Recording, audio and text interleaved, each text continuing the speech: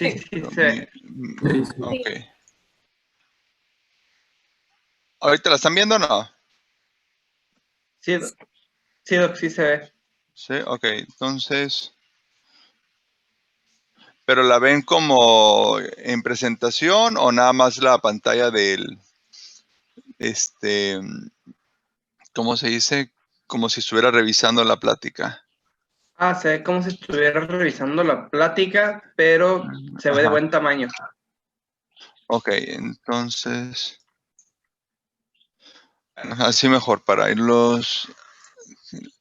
Creo que le cambiaron algo del formato a Zoom, creo, ¿verdad? ¿O no? No. ¿O es mi imagen? No, lo mismo.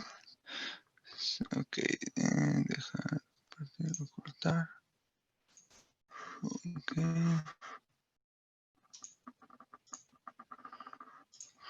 Ok. Bueno, entonces, bueno, pues vamos a empezar. Creo que nos habíamos quedado en lo que viene siendo la clasificación de la diabetes. Obviamente, habíamos visto ya algo, a ver, los valores de diagnóstico, sí, que ahorita los vamos a revisar a mayor detalle, lo histórico y esta clasificación de diabetes, como pueden ver, obviamente es de hace algunos años, pero pueden ver cómo se clasificaba antes. Un poquito de historia nada más, porque de hecho todavía lo van a escuchar en pacientes o en algunos médicos, en donde, fíjense, en 1979 se clasificaba la diabetes como la insulino dependiente y diabetes no insulino dependiente. Seguramente algunos de ustedes todavía han escuchado estos términos. Lo clasifican también como subtipo en el obeso, en no obesos, diabetes gestacional y otros tipos de diabetes. Obviamente toda esta clasificación ha quedado en desuso, sobre todo lo que es insulino dependiente y no insulino dependiente, porque traía mucha confusión. En ocasiones tenemos personas, pacientes, diabetes tipo 2 y lo que era históricamente, pues eran aquellos que no necesitaban de insulina, en teoría. Entonces, cuando se les ponía insulina, había la confusión, bueno, entonces soy insulino o no insulino dependiente por cuestiones de clasificación. Entonces, esto quedó en desuso y ahora la clasificación más reciente básicamente es en diabetes tipo 1 o en diabetes tipo 2. Bueno, y otros tipos de diabetes, y esto se ha ido aumentando cada vez más en cuanto a las otras causas de diabetes. Eh, en cuanto a diabetes tipo 1, tenemos lo que vendría siendo la autoinmune y la idiopática, y en diabetes tipo 2, la que conocemos la mayoría de nosotros. Hay otros tipos que le llaman las diabetes monogénicas, por transgenéticos, como pueden ver aquí. Aquí están reportados 5 y ponen el dato como que otras causas de diabetes. Realmente es a veces un poquito complicado hacer el diagnóstico de los MODIs, que es el desarrollo de esta diabetes. Y hay otros defectos genéticos en cuanto a la acción de la insulina, que honestamente de estos pacientes yo tengo ninguno. O sea, es algo extremadamente raro, y en la especialidad, en la residencia, que era un centro de concentración, no teníamos ni un paciente con estos defectos genéticos. Probablemente se hayan atendido en áreas más hacia pediatría, pero donde yo estaba no teníamos estos casos de pacientes. Algo que sí llegó a ver ocasionalmente son aquellos pacientes con diabetes, se comportan como una diabetes tipo 1 secundario a pancreatitis. Hay una destrucción de la célula beta por pancreatitis, lo cual les va a condicionar un buen problema.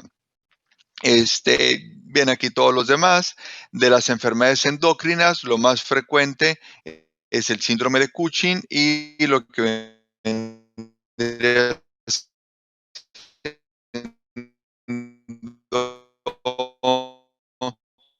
eh, por ejemplo, lo que es el glucagonoma.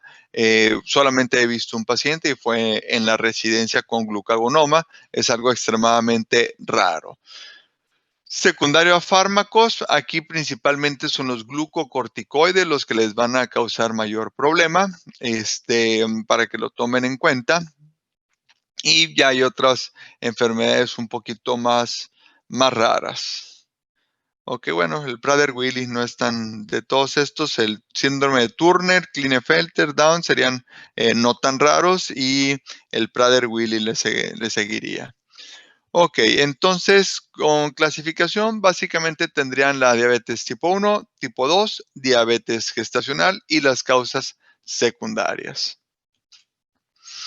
Aquí les menciono parte de lo que habíamos comentado la vez pasada, en donde el diagnóstico de diabetes tipo 2 se hacía con valores de glucosa, pero de hecho la hemoglobina glucosilada antes no la tomábamos en cuenta para el diagnóstico de lo que vendría siendo diabetes. La hemoglobina glucosilada solamente era para el seguimiento, no para diagnóstico, pero ya 2009, 2010, ustedes todavía no estudiaban medicina, se estableció que la hemoglobina glucosilada también se puede utilizar para el diagnóstico de la enfermedad. Y aquí hicieron varios estudios en donde se correlacionaba el valor de hemoglobina glucosilada con los valores de glucosa, como pueden ver aquí. Y en este estudio de los indios Pima, que es una población con alta incidencia de diabetes, y en la encuesta de salud de los Estados Unidos, veían que la relación de hemoglobina glucosilada ya tendría que ver con glucosa ayuno y postprandial. Entonces, con esto se estableció que un valor de 6.5 era igual a diabetes, o con lo cual se podría establecer el diagnóstico de diabetes, y establecieron que entre 5.7 y 6.5 se consideraría una persona como prediabetes. Entonces, ahí es donde tenemos problemitas serios, pero vamos viendo, Guillermo, ¿cuál es el problemita de la hemoglobina glucosilada en nuestro ambiente, en México?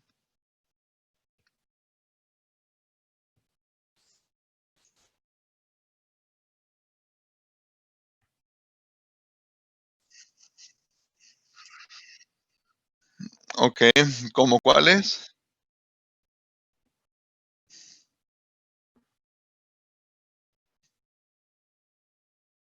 Ok, ¿y qué otras desventajas le ves a la hemoglobina glucosilada para el diagnóstico?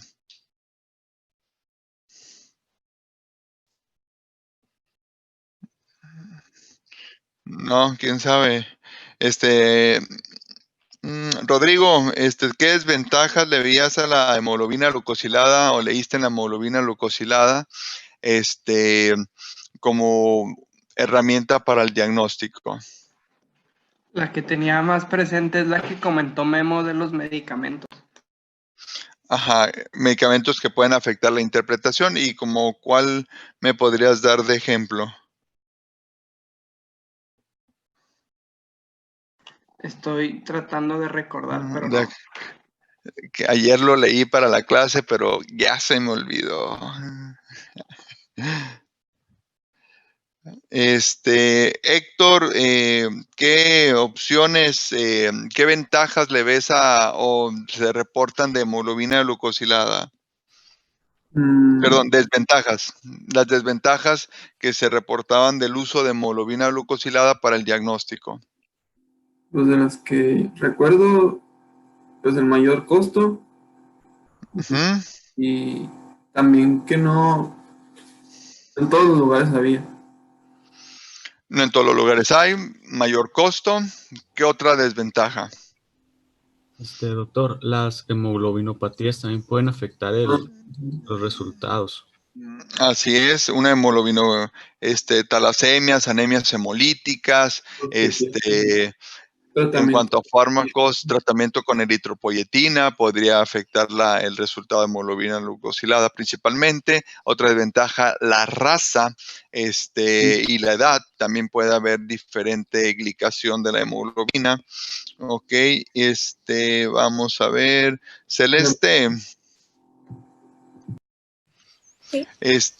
Y Esos son de las desventajas. Y de las ventajas, ¿qué nos podrías decir, Celeste? Pues que no requiere ayuno y Ok. es para el paciente, y que también no hay tanta interferencia entre, por ejemplo, si ayer comió mucho y hoy no comió tanto, Ujú. más constante a pequeñas alteraciones, ya que pues está midiendo la azúcar de 2 a 3 meses. Ok, entonces las fluctuaciones día a día no serían tan amplias como una glucosa de ayuno. Ok, y Mariana, Mariana Carlos, ¿qué me podrías decir en cuanto a a la estandarización de los métodos de medición de hemoglobina glucosilada? Pues yo leí que también había muchas diferencias dependiendo del método que usaban en el laboratorio. No sé si eso es a Ajá, lo que se refiere. así es. Y Entonces, ¿hay qué desventaja le verías en cuanto a la estandarización? pues que muchas veces no sería tan adecuado que el médico tomara una decisión en base a ese análisis nada más, que se requieren pues, otros complementarios, no solo tomar decisión en base a la hemoglobina glucosilada. Ujú. Ok, bueno, entonces, la hemoglobina, ahorita vamos a ver esas ventajas, desventajas, no es que irles preguntando, pero bueno, ahorita lo vamos a aclarar un poquito más. Ok, gracias. Muy bien, entonces clasificación, ya lo vimos más o menos. Criterios diagnósticos también ya lo medio comentamos la vez pasada, pero vamos viendo. Ivonne, Julieta, ¿si andas por aquí? ¿Sí, verdad? Sí. Platícame en cuanto al diagnóstico de diabetes, ¿qué herramientas tienes para hacer el diagnóstico de diabetes o cómo puedes hacer el diagnóstico? Obviamente por números, pero ¿cuántos serían los valores de corte? Pues depende, o sea, en una persona que presenta sintomatología de diabetes, como que la típica que conocemos, si se le hace una prueba espontánea y tiene la glucosa arriba de 200, ya se hace Ujú. el diagnóstico de diabetes. Y en otros pacientes se realiza, en una sola toma, se pueden hacer 2 veces el mismo estudio o se pueden hacer 2 estudios diferentes. Y si salen positivos estos 2, pues va a ser ya positiva diabetes. Y si sale positivo uno, pues ese uno se puede volver a repetir si fueron diferentes y pues ya se hace el diagnóstico. No te entendí muy bien. ¿Una muestra cómo? Una muestra, y de ¿Una esa, muestra de sangre? y de esa misma muestra se pueden hacer 2 diferentes estudios. ¿Cómo cuáles? Pues Ajá. sería glucosa en ayunas o 2 veces. ¿Pero de la misma muestra? Sí, decía que de la No. muestra y que se puede sacar luego después, hacer 2 Es y decir, esas 2 ser diferentes. Ok. Ahí bueno, ahorita lo aclaramos al final. ¿Qué otra manera? Entonces ya me comentaste, glucosas en ayuno, la muestra que salga alterada, pero ¿cuánto sería el valor de corte para hacer el diagnóstico? ¿150, 140, 180? 126 para hacer el diagnóstico. 126, ¿en qué momento del día? Pues en ayuno. En ayuno, ok. Entonces, 126 de ayuno. ¿Qué otra manera de hacer el diagnóstico? Con la tolerancia a la glucosa que se le da al paciente a tomar 75, ¿era 75 o 100? Pero pues, En diabetes tipo 2, 75. Diabetes gestacional es otro boleto, ahí es donde podría entrar la carga de 100, pero para diabetes tipo 2 de manera rutinaria serían únicamente 75, no 50, no 100, 75. ¿Ok? ¿Y cuáles serían los criterios en la curva? en la curva sería de 180 a la hora y de 153 a las 2 horas. No. Estamos hablando de diabetes tipo 2. Esa es la gestacional, entonces, la de... Exactamente. Entonces, Pero bueno, vamos a pedirle a Adrián que nos ayude. Bueno, sería que a la segunda hora sea mayor a 200 miligramos por decilitro. Entonces ya nos dijeron glucosa de ayuno, mayor 126, 126 o más. Curva de tolerancia oral a la glucosa con carga de 75 gramos, con valor a las 2 horas, mayor de 200. de 200, ok. Entonces ya tenemos. Y si estuviera por arriba de 140 en la curva, ¿qué diagnóstico establezco? Prediabetes.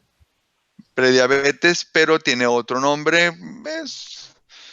O sea, está bien, prediabetes, pero hay un nombre específico que se le da a esa alteración. Intolerancia a la glucosa. Intolerancia a la glucosa o intolerancia a los carbohidratos, ¿ok?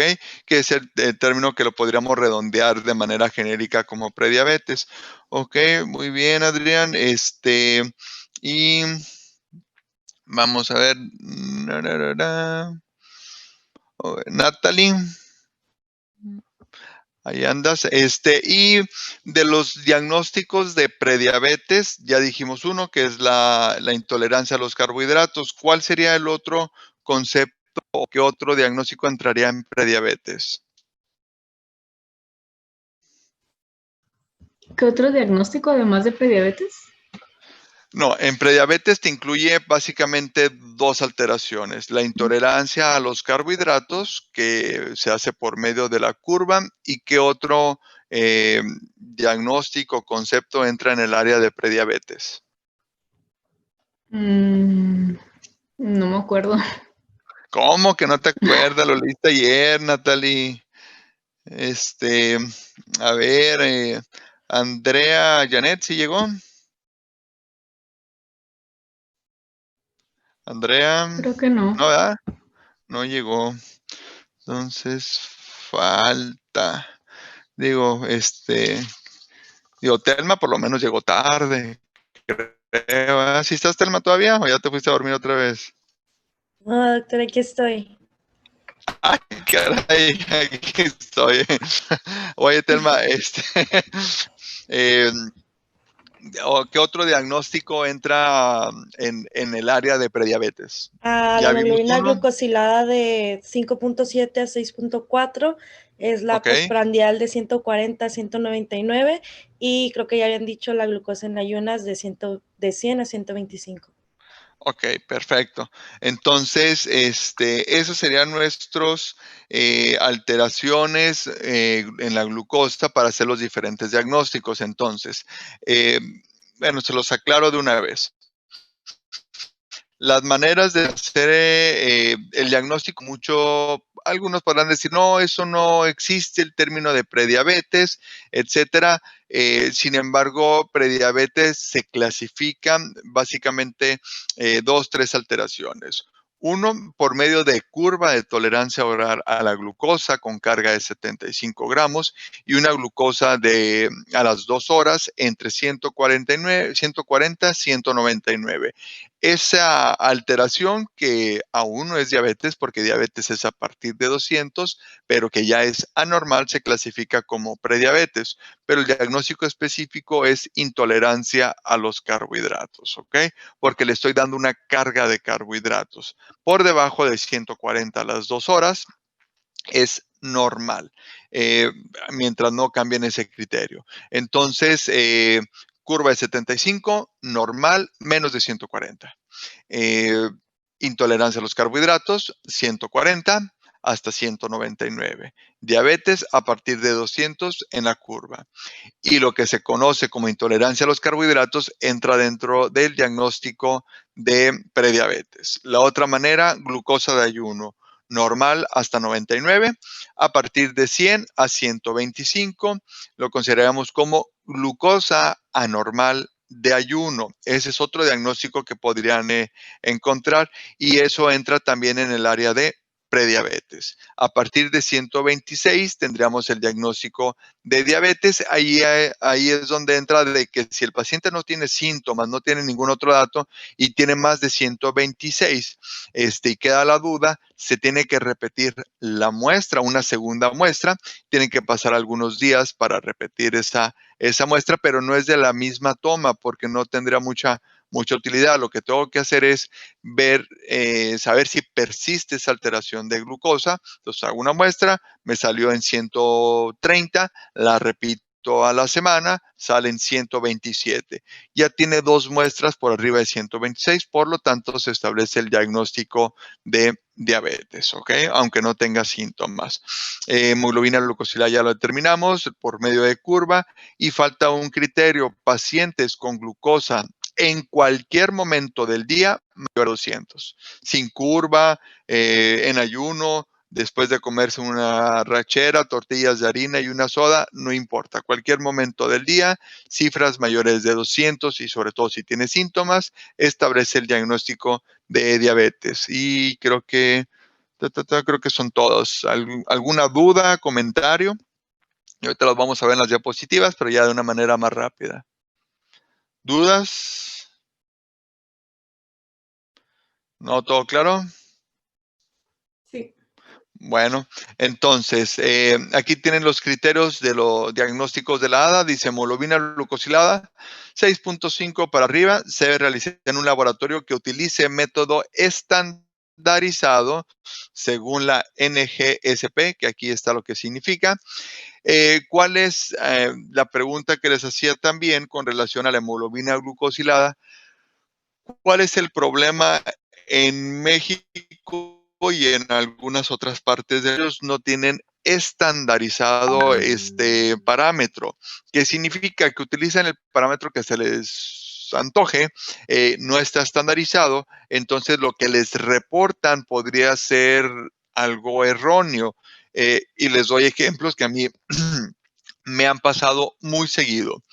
Me mandan de repente pacientes que tienen una hemoglobina glucosilada de 8.5 porque la está atendiendo el cirujano plástico, la iba a operar y es lo más frecuente, pero encuentra que su glucosa está, su hemoglobina glucosilada le salió en 8.5 y dice, no te voy a operar porque tienes diabetes. Y la paciente, ¿cómo? Yo ni enterada que tenía diabetes. Me la manda, hago la valoración, le hago una glucosa, le pregunto, oiga, ¿se ha checado su azúcar? Pues sí, me la he checado a veces porque mi esposo tiene diabetes y siempre me sale abajo de 100 y tú le haces una glucometría después de comer y sale en 105. Entonces, acá como que no existe una concordancia entre las glucosas y la hemoglobina glucosilada. Entonces, lo primero que tienes que pensar es un error en hemoglobina glucosilada, no en las glucosas que se está checando en el dedo, ni en las glucosas séricas que se haya determinado la paciente. Entonces, ¿qué tienes que hacer? Salud. Entonces, ¿qué tienes que hacer? ¿Qué tienes que hacer? Checar las glucosas, ya me perdí, confiar en las glucosas de ayuno y desconfiar en la hemoglobina glucosilada. ¿Por qué? Porque, por lo que les comento, muchos laboratorios no tienen estandarizado y así vienen hemoglobinas glucosiladas como si tuvieran diabetes descontrolada y resulta que la persona ni siquiera diabetes tenía. Y créanme que no es un solo caso de los que me ha llegado así.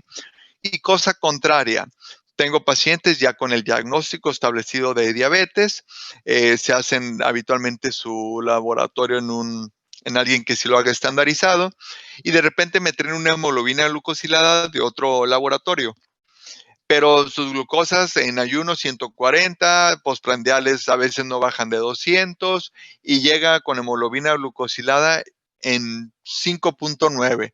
Entonces, cabrón, o sea, no hay concordancia en cuanto a sus glicemias, su monitoreo y la hemoglobina glucosilada.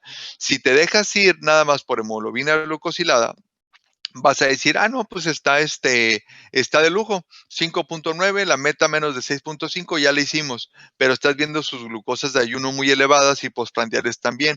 Entonces, no hay concordancia, lo que tienes que hacer es repetir hemoglobina glucosilada en un laboratorio estandarizado. ¿De acuerdo? ¿No hay dudas con eso? ¿Todo les queda claro? Doctor, ¿qué laboratorios de aquí de Tijuana conoce donde hagan la hemoglobina glucosilada con lácteos? Uno es aquí en el Hospital Ángeles, el otro que también le tengo confianza en cuanto a hemoglobina glucosilada es Certus, y el Gamboa a veces bien, pero no siempre le creo mucho. Y a Gamboa no le creo mucho, sobre todo en hormonas tiroideas. De ahí en fuera no hay mayor problema. Lab Express también tienen una buena correlación con hemoglobina glucosilada. Los que no les creo, hay unos que se llaman Campestre, otros que se llaman Klein, hay uno de Insurgentes, digo, los casi más conocidos, que de plano no les creo mucho a veces a las hemoglobinas glucosiladas. Pero Certus, Ángeles, Lab Express están hasta cierto punto. Y aunque no lo crean, el de Salud Digna, el Vida Sana, también cuando me los traen y veo los reportes de otros, sí encuentro correlación con lo que tiene el paciente. A muchos no les gusta porque muy baratos, mucha gente y muy chafas, pero bueno, los equipos realmente no están tan mal. Ahí tienen algunos otros problemas en los procesos, pero en general los laboratorios, mientras no se equivoquen de paciente, todo está bien. Gracias. De nada. Ok, entonces, continuando con esto, bueno, vamos a ver. Entonces tenemos esto que tiene que estar de preferencia estandarizado. Tenemos glucosa de ayuno, igual, ya lo comentamos. Las 2 horas mayores de 200 durante la prueba de tolerancia a la glucosa, o una glucosa al azar, que fue la última que les comenté, mayor de 200 en un paciente con síntomas clásicos de hiperglicemia o crisis hiperglicémica.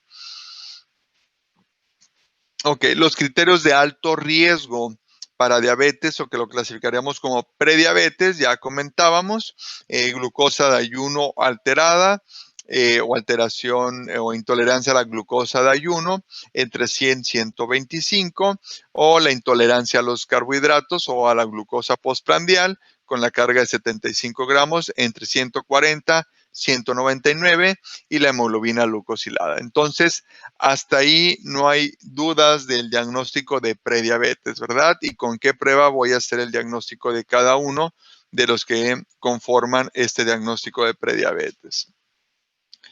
Ya lo habíamos comentado. Los criterios para tomar, ¿a quién le hacemos pruebas de glucosa de ayuno? Pues realmente pues ahora sí que a todos casi a todos los pacientes que se quieran hacer una determinación de glucosa, pero bueno, aquí vienen en quién sí se tendría que realizar. Y aquí dice, en todos los adultos que tengan índice de masa corporal mayor de 25 y factores de riesgo adicionales. Y aquí podríamos ver factores de riesgo adicionales. En la actualidad, índice de masa corporal mayor de 25, pues 70% o más de la población adulta. Aquellos que son sedentarios, parientes de primer grado con diabetes, que tengan alto riesgo por raza, y aquí estamos latinos, o sea, ya no chingamos. Mayores de 25 y por genética, ya tenemos mayor riesgo de diabetes. Aquellas mujeres que han tenido productos macrosómicos o más de 4 kilogramos, que tengan otras enfermedades como hipertensión, HDL bajo, el síndrome de ovario poliquístico, que se asocia con resistencia a la insulina y la progresión a diabetes, y que tengan ya algún criterio de prediabetes, y otras condiciones clínicas, obesidad, datos de resistencia a la insulina como la acantosis y la historia de enfermedad cardiovascular. Entonces, todos estos sujetos con estos factores de riesgo ameritan una prueba de glucosa, por lo menos de ayuno. Lo que ya comentamos. Diabetes gestacional. Bueno, aquí el punto importante de diabetes gestacional es diferente. Sí. Solo confirmando, en la guía decía que tenían que salir 2 pruebas anormales para considerarlo como diabetes. ¿Sí son 2 pruebas o solo con una? No, con una, y sobre todo cuando tendrías que hacer 2 pruebas, es en la prueba para confirmar, no, si ya tienes un paciente, si tienes dudas, hace las 2 pruebas, déjame ver, se me cerró la pantalla. Aquí lo veo. Si tienes dudas, por ejemplo,